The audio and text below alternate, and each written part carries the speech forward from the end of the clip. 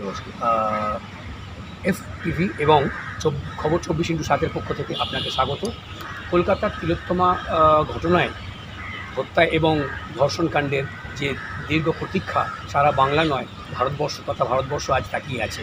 সেই বিষয়ে আপনার কাছ থেকে স্যার সুপ্রিম কোর্টের যে আজকের যেগুলো হয়েছে আজকে খুব পরিষ্কার আমি 1-2 দিন করে বলি, যেটা হচ্ছে যে সমস্ত ছবি যে সমস্ত সোশ্যাল মিডিয়ায় রয়েছে ভিকটিমের ছবি, সেই ছবিগুলোকে সব রিমুভ করতে হবে।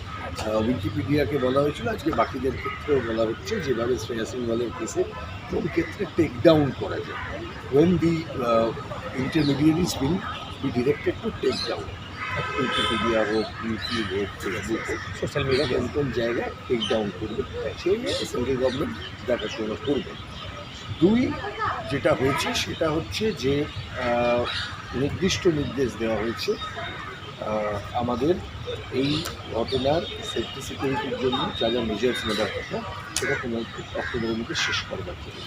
তৃতীয়ত যেটা বলা হয়েছে যে রিপোর্ট দেখা হয়েছে সিবিআই কিছু লিড পেয়েছে সেটুকু বলেছেন, এবং ওই মানে একটা দুটো কথা, যেমন একটা চশমা কথা আসছে যেখান থেকে আমাদের মনে হচ্ছে মানে আমি এখনও অত বড় কথা কিছু না, যেটা হয়েই ছিল সেটা বলা সম্ভব নয়, সেটা তদন্ত সম্পর্কে আমি বেশি কথা বলবও না কোথাও, কারণ তাতে করে আলটিমেট তদন্ত ক্ষতিগ্রস্ত হতে পারে।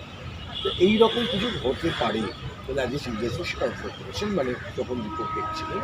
চতুর্থত যেটা বলেছেন যে এরকম যারা যারা আছেন তাদের ট্র্যাক দেখা, জিকর হাসপাতালের ঘটনার যে আর্থিক দুর্নীতি এবং তিলোত্তমা হত্যা, দুটি তদন্ত একসাথে কীভাবে করবে না করবে সেগুলো পরবর্তী সময় ডিসিশন হবে।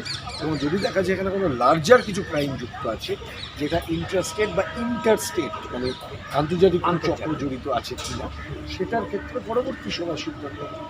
এবং এক্সপিডাইট করার ব্যাপারে যেগুলো ছিল সেগুলো এক্সপিডাইট করছে। এবং স্যার আপনার নামটা একটু সব্যসাচী চ্যাটার্জি। স্যার নমস্কার, thank you so much sir. Supreme court থেকে রেবতী রঞ্জনের সুপ্রিম কোর্ট থেকে 24x7-এর পক্ষ থেকে আপনাকে সকলকে ধন্যবাদ। আজকের এই তিলোত্তমা কাণ্ডের যে শুনানি হলো তা এখন আপাতত চলতে থাকবে, তো সুপ্রিম কোর্ট প্রথমেই বলেছিল, সুতরাং আবার আগামী দিন পড়বে। দিনটা এই ছুটির পরে সেটি নির্ধারিত হবে, আজই ঠিক করে বলা যাচ্ছে না, তবে ছুটির পরে আবার নতুন করে সেই দিন পাওয়া যাবে এবং তারপর আর এর কী অগ্রগতি হলো সে দেখা যাবে। সুতরাং আপনাদের সকলকে অশেষ ধন্যবাদ। 24x7-এর পক্ষ থেকে রেবতী রঞ্জন।